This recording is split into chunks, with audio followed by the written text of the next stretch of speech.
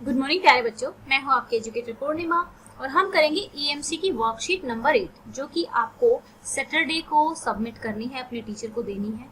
तो बच्चों देखो, जो ईएमसी की वर्कशीट नंबर 7 थी उसमें आपने जाना था कि इफेक्टिव कम्युनिकेशन किस तरीके से इम्पोर्टेंट होता है, किस तरीके से जब हम अपनी बात किसी और के सामने रखते हैं उसको हमें कैसे रखना चाहिए और हमें किस तरीके से शब्दों का चुनाव करना चाहिए और इफेक्टिव कम्युनिकेशन एक बिजनेस के लिए किस तरीके से बहुत प्रभावशाली होता है।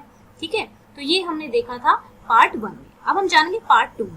पिछली वर्कशीट में आपने अपने परिवार के सदस्यों तथा दोस्तों के साथ ध्यान से सुनने और स्पष्ट रूप से बोलने का अभ्यास किया। आइए उस अभ्यास को दोहराते हैं पहली गतिविधि में। तो ये देखिए, एक बल्ब है, ठीक है, और इसका काम क्या है? इसका काम है रोशनी देना। मैं एक बल्ब हूँ, मेरा नाम रौनक है, मेरा उद्देश्य है सबसे चमकदार रोशनी देना, मुझे जरूरत होती है बिजली की। ठीक है, तो ये अपना बारे में अपना परिचय दे रहा है। तो इसी तरीके से ऊपर लिखी पंक्तियां पढ़कर आपको रौनक के बारे में क्या पता चलता है, तो आप इसको किस तरीके से लिखेंगे? देखिए, वैसे तो ईएमसी की वर्कशीट में आपको हमेशा ही अपने आंसर लिखने चाहिए, क्योंकि यहाँ पर आपको इस चीज के कोई मार्क्स नहीं मिलने वाले हैं। ठीक है ना, तो आप अपना ईएमसी की वर्कशीट का मकसद है कि आपके अंदर एबिलिटीज को डेवलप करना। अगर आप इसमें भी अपने आंसर नहीं लिखेंगे तो फिर ईएमसी की वर्कशीट का कोई फायदा नहीं होगा। ऊपर लिखी गई पंक्ति से पता चलता है कि रौनक एक बल्ब है, उसका उद्देश्य रोशनी देना है तथा उसे रोशनी देने के लिए बिजली की जरूरत पड़ती है। परिवार में सभी सदस्यों ने कोई ना कोई, यहाँ पर देखिए हमने जो ऊपर लिखी पंक्ति थी यानी कि ये वाली, कि हमें क्या पता लगा था कि जो बल्ब है उसका नाम रौनक है और वो रोशनी देता है। दूसरी गतिविधि को अपने परिवार के सदस्यों के साथ मिलकर कीजिए। सब कोई वस्तु बनने की कल्पना करिए, जैसे कोई बच्चा वॉशिंग मशीन बन सकता है, कोई झाड़ू बन सकता है। तो परिवार में सभी सदस्यों ने कोई ना कोई, यानी कि सेकंड का आंसर है, ठीक है, फर्स्ट हमारा ये हो गया, सेकंड का आंसर ये है।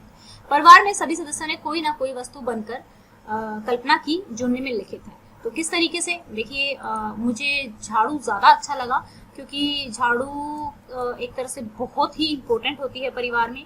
अगर साफ सफाई नहीं होगी तो बहुत इम्पॉसिबल हो जाता है रहना। तो मैं एक झाड़ू हूँ, मैं घर की सफाई करने में मदद करती हूँ, मुझे जरूरत होती है एक अच्छे झाड़ू लगाने वाले की। ठीक है, ये लास्ट में जो मैंने लिखा है इसको लिखना मत, कभी कभी मैं लोगों की पिटाई करने का काम भी कर देती हूँ, लेकिन ये लाइन लिखनी है ना, जस्ट मैंने ऐसे ही मजाक के तौर पे लिख दी थी, आप लोगों को नहीं लिखनी है। ठीक है, आप लोगों को सिर्फ इतना लिखना है, अगर आप यहाँ से लिखेंगे मैं एक झाड़ू हूँ, मैं घर की सफाई करने में मदद करती हूँ, मुझे जरूरत होती है एक अच्छे झाड़ू लगाने वाले की। ठीक है, सो अब जो हमारी माँ है या फिर जो मदर होते हैं उनका वो बनती है एक रेडियो। मैं एक रेडियो हूँ, मेरा काम लोगों तक सही जानकारी पहुंचाना है। देश में हो रहे अलग अलग विकास कार्यों के बारे में लोगों को अवगत करती हूँ। मुझे जरूरत होती है बिजली की, बैटरी और सही फ्रीक्वेंसी की। ये आप काट सकते हैं। ठीक है, अगर आपको मुश्किल लगे फ्रीक्वेंसी, यानी कि जब आप रेडियो हो तो रेडियो पे एक फ्रीक्वेंसी भी सेट करनी पड़ती है जिसपे सही आवाज आती है। तो ये किसी बच्चे को मुश्किल लगे तो ये वाला पार्ट आप काट सकते हो। ठीक है, अब देखो अगले उसमें हम पढ़ेंगे कि क्या एक्टिविटी दी है। ये बात तो हुई किसी वस्तु के उद्देश्यों और जरूरतों की कल्पना करने की। अब बारी है अपने परिवार के सदस्यों के साथ वास्तविक उद्देश्यों चर्चा पर। मतलब आप क्या बनना चाहते हो या आपके परिवार वाले लोग क्या बनना चाहते हैं, ठीक है, तो उस बारे में। तो इसी तरीके से देखिए, मॉडल आंसर्स के रूप में मैंने लिखा है, आप अपने आंसर लिखेंगे, ये मेरी रिक्वेस्ट है एटलीस्ट ईएमसी में। ठीक है, तो देखिए मेरा नाम एबस है, यानी कि जो भी आप अपना नाम लिखना चाहें यहाँ पर लिख सकते हैं। और मेरा उद्देश्य है कि मैं अपना एक बिजनेस शुरू करूं जिससे लोगों को रोजगार मिल सके और देश से गरीबी कम हो सके। ठीक है, बड़े होके मतलब जो भी आपका है, आप कुछ और लिख सकते हो, आप एक टीचर बन सकते हो, आप एक डॉक्टर बन सकते हो, आप एक आईएएस ऑफिसर का कर सकते हो। तो मेरा उद्देश्य है एक बिजनेस शुरू करना जिससे लोगों को रोजगार मिल सके और देश से गरीबी कम हो सके। साथ में मैं एक फ्री स्कूल भी खोलना चाहती हूँ जहाँ पर सभी गरीब बच्चे पढ़ सकें। इसके लिए मुझे अच्छी शिक्षा और बिजनेस माइंडसेट की जरूरत है। ठीक है, तो ये हो गया मेरा उद्देश्य। अब बात करते हैं, क्योंकि उसने कहा है कि भाई अपने घर के जो पर्सन है उनका उद्देश्य भी आपको लिखना है। मेरी माँ का नाम केला देवी है, उनका भविष्य का उद्देश्य है कि वह पूरे परिवार को जोड़कर रखें, अपने सभी बच्चों को अच्छे संस्कार दे सकें, जिसके लिए उन्हें पूरे परिवार से तालमेल बनाए रखने और आधुनिकता को साथ लेकर चलने की जरूरत है। सबके खाने पीने, ये पीने का आप ऐसे लिख लेना, कई बार कंप्यूटर में सही से मात्रा नहीं आती है। पीने और स्वास्थ्य का ध्यान रखना भी उनका उद्देश्य है। ठीक है। अपने उद्देश्य को पूरा करने के लिए उन्हें ढेर सारे प्यार और सम्मान की जरूरत है। ये हमारा काम है कि हम हमारी जो मदर है अगर वो परिवार को जोड़ के रखेंगी तो हम उनको ढेर सारा प्यार देंगे या फिर सम्मान देंगे तो वो अपना काम आसानी से कर पाएंगे। यानी कि उनकी जरूरत भी तो है ना, ये उनकी जरूरत है, हमें जरूरत भी लिखने की। तो अब मेरी बेटी का नाम निधि है, ठीक है, आपकी निधि मैम। सो उसके जीवन का उद्देश्य है कि वह एक IAS ऑफिसर बन सके। इसके लिए उचित शिक्षा, लगन और बहुत मेहनत की जरूरत है, ठीक है। अब ये तो हो गई हमारे घर के सदस्यों की जो भी उद्देश्य थी, जरूरतें थी, ठीक है। क्या प्रभावी संचार में ध्यान से सीखने और स्पष्ट रूप से बोलने के अलावा कुछ और भी सीखने की जरूरत है? जरूर है, और वही हम इस वर्कशीट में सीखेंगे। यानी कि हमने अच्छे से प्रभावी संचार भी कर लिया, हमने स्पष्ट बोलना भी सीख लिया, अब इसके अलावा भी हमें क्या जरूरत है तो वो आज हम वर्कशीट में सीखेंगे। तो बच्चों देखो, इन चित्रों को ध्यान से देखिए। ये महाशय हैं, अपना लेक्चर स्टैंड पर खड़े हैं, अपनी जो बात है उसको प्रभावी ढंग से रख रहे हैं। यहाँ पे देखिए एक विज्ञापन दिया गया है, advisory on social distance to fight COVID. यहाँ पे चॉकलेट का एक विज्ञापन दिया गया है। सो ऊपर दिए गए चित्रों में अपनी बात से अन्य लोगों को प्रभावित करने का प्रयास किया जा रहा है। ये अपने आवाज के माध्यम से और अपने शब्दों के माध्यम से प्रभावित करने की कोशिश कर रहे हैं यहाँ पर। और ये इन्होंने एक पोस्टर के तौर पर क्या किया है, अपने आप की बात और जो भी लोगों को मैसेज देना चाहते हैं वो पहुंचा रहे हैं। फिर तीसरे चित्र में विज्ञापन का सहारा लिया गया है। बोलने के साथ चित्रों द्वारा अपनी बात कह पाना और ज्यादा आसान हो जाता है। संदेश समझ पाना 21वीं सदी में यानी कि आज के टाइम में अगर जब हम चित्र लगा देते हैं तो चीजें और इजीली और इफेक्टिव वे में समझ में आती हैं। कुछ विज्ञापनों के बारे में सोचिए जो आपको अच्छे लगते हैं। ये टीवी, रेडियो पर आने वाले विज्ञापन भी हो सकते हैं और अखबार में छपने वाले। तो देखो क्या होता है कि वैसे तो अगर आप लोग बच्चे हो तो आप लोगों के अकॉर्डिंग आंसर लिखना होगा, लेकिन अगर मैं विज्ञापन की बात करूं तो जो इयररिंग्स वगैरह के आते हैं ना, हालांकि मैं पहनती नहीं हूँ, बहुत कम ही कोई ज्वेलरी वगैरह या फिर कुछ पहना जाता है, लेकिन वो रंग बिरंगे इयररिंग्स होते हैं, रंग बिरंगी चीजें जितनी भी होती हैं वो मुझे काफी अच्छी लगती है और जो उनके विज्ञापन आते हैं। तो आप लोग अब जैसे बच्चे हो, 15-16 साल के हो, तो आप लोगों को हो सकता है अच्छे कपड़े अच्छे लगते हों, खाने में चॉकलेट वगैरह अच्छी लगती हों, तो जो भी विज्ञापन है उसके अनुसार आप अपना आंसर लिख सकते हैं। अब तो इसको देखेंगे किस तरीके से आप लिखेंगे इसका आंसर। पहले का यहाँ पे आप लिख सकते हैं कि जो विज्ञापन मुझे सर्वाधिक पसंद आते हैं वे या तो खाने पीने की वस्तुओं के होते हैं या वस्त्रों के, जैसे चॉकलेट, बिस्किट, कपड़ों की सेल आदि, ठीक है। अब यहाँ देखेंगे, अपने परिवार के सदस्यों के साथ मिलकर चर्चा कीजिए कि किन बातों के कारण कुछ विज्ञापन अन्य विज्ञापनों से ज्यादा पसंद किए जाते हैं। तो ये आपको अपने कुछ विज्ञापन अन्य जो विज्ञापन होते हैं उनसे अधिक पसंद आते हैं क्योंकि उनमें रोचक कहानियां, प्रभावशाली चित्र और एक अच्छा मैसेज होता है, इसलिए हमें वो थोड़े ज्यादा अच्छे लगते हैं। सो अब नेक्स्ट क्वेश्चन में क्या है, अपने परिवार के सदस्यों के साथ मिलकर किसी महत्वपूर्ण मुद्दे या वस्तु के लिए एक विज्ञापन बनाइए, लिखकर, चित्र बनाकर, वीडियो बनाकर या ऑडियो बनाकर। तो आई थिंक आप लोगों की ड्राइंग बहुत अच्छी है, आप ड्रॉ बहुत अच्छा करते हो, तो चित्र बनाकर करने की कोशिश करना। यहाँ पर मैंने एक मैसेज को ही यहाँ पर प्रिंट किया है, आप लिख सकते हैं यहाँ पे इस तरीके से, स्वच्छ दिल्ली तो स्वस्थ दिल्ली। तो आप यहाँ पे एक झाड़ू बना सकते हैं, ठीक है ना, आप इस तरीके से एक झाड़ू बना सकते हैं जब आप चित्र बनाओगे। तो वैसे भी जो आम आदमी पार्टी है वैसे तो उसका सिंबल है झाड़ू, ठीक है, इस तरीके से झाड़ू बना के कर सकते हो और फिर और ज़्यादा इफेक्टिव वे में दिखा सकते हो। गंदगी पड़ी है उसको साफ करने के बाद लोग खुश दिखा सकते हो, स्वस्थ दिखा सकते हो। तो स्वच्छ दिल्ली तो स्वस्थ दिल्ली, स्वच्छता में ही सुरक्षा है, इन दोनों में से कोई एक लिख लेना। फलों सब्जियों को धोएं, बार बार हाथ धोएं, मुंह पर मास्क लगाएं, सैनिटाइजर का इस्तेमाल करें, सोशल डिस्टेंसिंग का पालन करें, लोगों से दूरी बनाए रखें। तो ये भी एक तरह से स्वच्छ और एक तरह से स्वस्थता जो होती है, यानी कि जो आपका स्वास्थ्य होता है वो कहीं ना कहीं हमारी जो स्वच्छता होती है यानी कि साफ सफाई होती है उससे कहीं अधिक जुड़ा हुआ होता है। तो हमें करना क्या नहीं चाहिए, बाहर का खाना नहीं खाना चाहिए, सार्वजनिक स्थानों पर कम जाना चाहिए, क्योंकि आज के टाइम पे ऐसा ही है कि हमें नहीं जाना चाहिए। क्या आपका विज्ञापन दूसरों को प्रभावित कर पाएगा, यह जांचने के लिए निम्न बातों का ध्यान रखना, ठीक है। वो कह रहा है कि जब आप विज्ञापन करोगे तो आपको इन चीजों का ध्यान रखना। क्या विज्ञापन देखने वाले को अपना फायदा दिख रहा है, क्या विज्ञापन देखने वाले को वस्तु या मुद्दे की खास बात समझ में आ रही है, क्या विज्ञापन देखने के बाद देखने वाले को कुछ करने की प्रेरणा मिल रही है, क्या वह अपनी कोई आदत या नजरिया बदलने के लिए तैयार होगा। तो यानी कि आप जब विज्ञापन बनाओगे तो पहली बात उसमें आपको क्या डालना है कि जो विज्ञापन देखेगा उसका कुछ फायदा होना चाहिए, ठीक है। वस्तु और मुद्दे पर जो बात हो रही है उसके लिए समझ में आनी चाहिए उसको, ठीक है। और उसकी आदत या नजरिया बदलने की हमें कोशिश करनी चाहिए। अपने विज्ञापन को हमें कुछ इस तरीके से डिजाइन करना है, मेरा विज्ञापन दूसरों को प्रभावित कर पाया, जो कि निम्नलिखित विज्ञापन देखने वालों को स्वस्थ रहने के लिए उसका फायदा दिखा रहा है, क्योंकि विज्ञापन में जन कल्याण है, ठीक है। स्वास्थ्य की बात की गई है और वो रिलेट कर पाएंगे अपने आप को।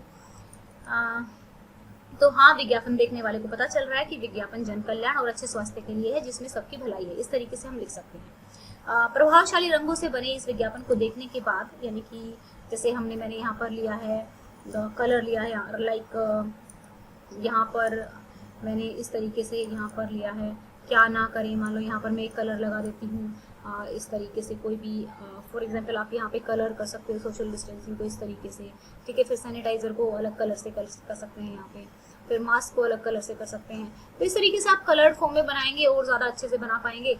लाइक यहाँ पर खाना, जो बाहर का खाना है उसको ना खाएं, यहाँ पे हम ले लेते हैं कोई ये कलर ले लेते हैं, ठीक है। यहाँ पर इस तरीके से बाहर का खाना स्वादिष्ट से, तो ये कलर्ड हो गया हमारा। हमने कलर्ड, आप लोग ज़्यादा अच्छे से कलर कर पाओगे, क्योंकि मैं तो अभी कंप्यूटर पे यूज़ कर रही हूँ और वो वाली ऐप भी नहीं यूज़ कर रही जिसमें ड्राइंग की जाती है। मेरा विज्ञापन दूसरों को ये हो गया हमारा। बाकी हम बता रहे हैं कि हमारे विज्ञापन में हमने क्या क्या चीज़ें इंक्लूड की हैं, ठीक है। प्रभावशाली रंगों से बने इस विज्ञापन को देखने के बाद लोगों को प्रेरणा मिल रही है कि वह अपने और अपने परिवार के स्वास्थ्य का ख्याल रखें और बीमारियों से बचाव के कुछ कदम उठाएं। अब देखिए अगला क्वेश्चन क्या है इसमें। अगला क्वेश्चन है कि अगले पेज पे लिखा हुआ है, क्या लिखा हुआ है, आप अपना विज्ञापन अपने एक साथी से साझा कीजिए, दिखाएंगे, फिर उससे पूछेंगे कि भाई आपको मेरा विज्ञापन कैसा लगा, अच्छा लगा, नहीं लगा। एक्चुअल में आपको दिखाना है जो आप विज्ञापन करोगे, तो एक्चुअल में ही आपको क्या करना है, अपनी राय लेनी है। तो हो सकता है उसको अच्छा भी लगे, कुछ कमियां भी लगे, वो आपको कुछ सजेस्ट भी करे। तो आपको लिखना है मुझे मेरे साथी का विज्ञापन अच्छा लगा, उसे भी मेरा विज्ञापन अच्छा लगा। मैं और मेरे साथी के सवाल थे कि विज्ञापन की मुख्य शर्तें क्या होनी चाहिए। मुख्य शर्तों का मतलब है कि हमें विज्ञापन में क्या क्या चीज़ें इंक्लूड करनी चाहिए, विज्ञापन क्यों करना चाहिए, विज्ञापन ना होने पर किसी वस्तु पर क्या असर पड़ता है, विज्ञापन, ये काट देना, विज्ञापन ये वाला नहीं आएगा, दूसरा भी ले लेते हैं। विज्ञापन की लाइन बहुत अच्छी लगी, प्रभावशाली क्षेत्र के विज्ञापन को और आकर्षक बनाया जा सकता है। इस तरीके से आपको लिखना पड़ेगा। फिर कह रहा है एक दूसरे को फोन करके बताइए आपको विज्ञापन कैसा लगा, विज्ञापन के बारे में आपके क्या सवाल थे, विज्ञापन में क्या सबसे अच्छा लगा, विज्ञापन को और बेहतर कैसे बनाया जा सकता है। तो इसके हमने सबके आंसर दे दिए हैं। आपने इस गतिविधि से अपनी बात को प्रभावशाली तरीके से कहने के बारे में क्या सीखा, नीचे लिखिए। तो देखिए आजकल क्या है कि मार्केटिंग बहुत जरूरी है। एक तरह से जो मैं बात कर रही हूँ यहाँ पे विज्ञापन की जो बात हो रही है, तो विज्ञापन से आपकी मार्केटिंग ही हो रही है, यानी कि आपको अपनी मार्केटिंग करनी पड़ती है। अब अगर देखिए कम्युनिकेशन, अगर मैं अपनी बात करूँ तो मेरा कम्युनिकेशन ठीक है, मैं ठीक तरीके से बात कर लेती हूँ। लेकिन जहाँ मार्केटिंग की बात आती है, मार्केटिंग अपने आप को मार्केट कर पाना थोड़ा सा मेरे लिए हमेशा मुश्किल रहता है, यानी कि एक एडवर्टीजमेंट देना। लेकिन एक बिजनेस में आपके लिए जो गतिविधि होती है बहुत ज़रूरी होती है, क्योंकि आपको लोगों को अपनी जो क्वालिटी है वो शो करनी पड़ती है। तो वो कई तरीके से लोग शो करते हैं, कई लोग बहुत दिखावा करते हैं, बहुत बढ़ा चढ़ा के करते हैं, तो इट डिपेंड्स। बट अगर किसी बंदे में ये क्वालिटी होती है तो एक बहुत अच्छी क्वालिटी होती है, ठीक है। इस गतिविधि के दौरान मैंने अपनी बात को प्रभावशाली तरीके से कहने के बारे में सीखा कि शब्द और चित्र किस प्रकार लोगों को प्रभावित करते हैं और उनका उचित प्रयोग कैसे किया जाता है।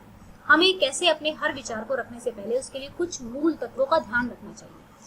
कौन कौन से मूल तत्व, यानी कि जब मैं अपना विज्ञापन करूंगी, ठीक है, तो उसमें बाकी जो लोग हैं उनका फायदा हो रहा है कि नहीं हो रहा है, उनको उनका नजरिया बदल रहा है कि नहीं बदल रहा है। तो कुछ ऐसी चीजें हमें अपने विज्ञापन में इंक्लूड करनी चाहिए जो जिससे कि लोग प्रभावित हो। तो ये थी हमारी आज की वर्कशीट। तो देखो बच्चों, ईएमसी की वर्कशीट का उद्देश्य है आपके दिमाग की सोच को बदलना है, आपके दिमाग में एक बिजनेस वाला माइंडसेट डालना है, और एक बिजनेस चलाने के लिए आपका जो कम्युनिकेशन है, बात करने का तरीका है, वो इफेक्टिव होना चाहिए। और दूसरा, सिर्फ प्रभावशाली कम्युनिकेशन से ही काम नहीं चलता, आपको जो मार्केटिंग के तरीके होते हैं, यानी कि अपने आप को रखने के भी तो कई तरीके हैं ना। जैसे मान लो आप प्रेजेंटेशन दे रहे हो, ठीक है, तो आप अपने समझाने के लिए अगर ज़्यादा से ज़्यादा चित्रों का यूज़ करते हो तो पर्सन बोर नहीं होगा, आपकी बात को समझ पाएगा। जैसे अगर आप आसपास के एग्जाम्पल उठा के देते हो, रिलेट करके बातें करते हो, तो जो हमारा जो संचार हो जाता है वो काफ़ी प्रभावशाली हो जाता है। तो जो ईएमसी की वर्कशीट होती है उसको पढ़ाई से रिलेट करके मत देखिए, इसको अपने फ्यूचर से रिलेट करके देखिए। इसको जो भी टीचर आपको ईएमसी की वर्कशीट कराता है तो उसको प्लीज़ ध्यान से सुनिए, क्योंकि ये जो ईएमसी होती है ये आपको, आप कह सकते हो कि जो बड़ी बड़ी बुक्स होती है ना, उनका ही सार इसमें दिया हुआ है। बिजनेस मैन लोगों ने इसको एक तरह से सेट किया हुआ है कि एक बिजनेस करने के लिए एक पर्सन को क्या क्या चीज़ों की ज़रूरत पड़ती है, और आपको इतनी छोटी सी एज में ही ये सब चीज़ें सिखाई जा रही हैं, तो आपको इसका फ़ायदा उठाना चाहिए।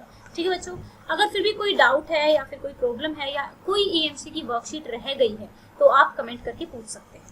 अगर आपको हमारे पढ़ाने का तरीका पसंद है तो आप वीडियोस को लाइक कर सकते हैं, चैनल को सब्सक्राइब कर सकते हैं, क्योंकि आपके लाइक करने से हमारा मोटिवेशन बढ़ता है और ज़्यादा अच्छी वीडियोस और ज़्यादा इजी वे में समझाने के लिए हम और कोशिश करते हैं, क्योंकि आप लोगों के लाइक हमें मोटिवेट। दूसरी बात, आप लोगों का कोई भी डाउट तो आप कमेंट बॉक्स में लिख सकते हैं, और साथ में अपनी क्लास जरूर लिखें ताकि हमें पता लगे कि किस लेवल का कंसेप्ट आपको समझाना है। Thank you, have a nice day, may God bless you.